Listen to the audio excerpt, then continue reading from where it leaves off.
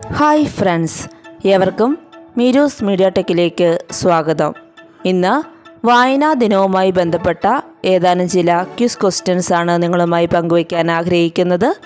ഏവർക്കും ഒരിക്കൽ കൂടി വീഡിയോയിലേക്ക് സ്വാഗതം. ജൂൺ 19 പ്രത്യേകത എന്ത്? വായനാ ദിനം. ആരുടെ ചരമദിനമാണ് വായനാ ദിനമായി ആചരിക്കുന്നത്? PN പണിക്കർ. ആരുടെ ചരമദിനമാണ് ലോക പുസ്തക ദിനമായി ആചരിക്കുന്നത്? ഷേക്സ്പിയർ. ദേശീയ ലൈബ്രറിയൻ ദിനം എന്ന്? ആഗസ്റ്റ് 12. ഇന്ത്യൻ ലൈബ്രറി പ്രസ്ഥാനത്തിൻ്റെ പിതാവ് ആര്? SR രംഗനാഥൻ. PN പണിക്കർ ജനിച്ച സ്ഥലം? നീലംപേരൂർ. മലയാള ഭാഷയുടെ പിതാവ്? എഴുത്തച്ഛൻ. SR രംഗനാഥൻ്റെ ജന്മദിനം? ആഗസ്റ്റ് 12.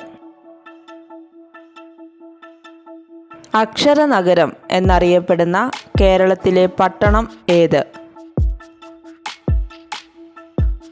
കോട്ടയം. കേരളത്തിൽ ഏറ്റവും കൂടുതൽ ഭാഷകൾ സംസാരിക്കുന്ന ജില്ല?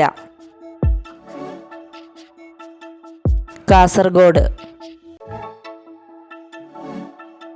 മലയാളത്തിലെ ആദ്യ വർത്തമാന പത്രം? രാജ്യസമാചാരം. മലയാളത്തിലെ ആദ്യ സന്ദേശകാവ്യം? ഉണ്ണുനീലി സന്ദേശം. ലോക പുസ്തക ദിനമായി ആചരിക്കുന്നത്? ഏപ്രിൽ 23. രാജ്യങ്ങളിൽ നിരോധിക്കപ്പെടുന്ന പുസ്തകങ്ങൾ അറിയപ്പെടുന്ന പേര്? Red book. കേരളത്തിലെ ആദ്യത്തെ വായനശാല? ദേശസേവിനി ഗ്രാമീണ വായനശാല. അത് എറണാകുളം ജില്ലയിലാണ്. ഡിജിറ്റൽ സാങ്കേതിക വിദ്യ ഉപയോഗിച്ച് പുസ്തകം വായിക്കുന്ന രീതി അറിയപ്പെടുന്നത്? ഈ വായന. PN പണിക്കരുടെ ചിത്രം ആലേഖനം ചെയ്ത് സ്റ്റാമ്പ് പുറത്തിറങ്ങിയ വർഷം? 2004. PN പണിക്കരുടെ മുഴുവൻ പേര്? പുതുവായിൽ നാരായണ പണിക്കർ.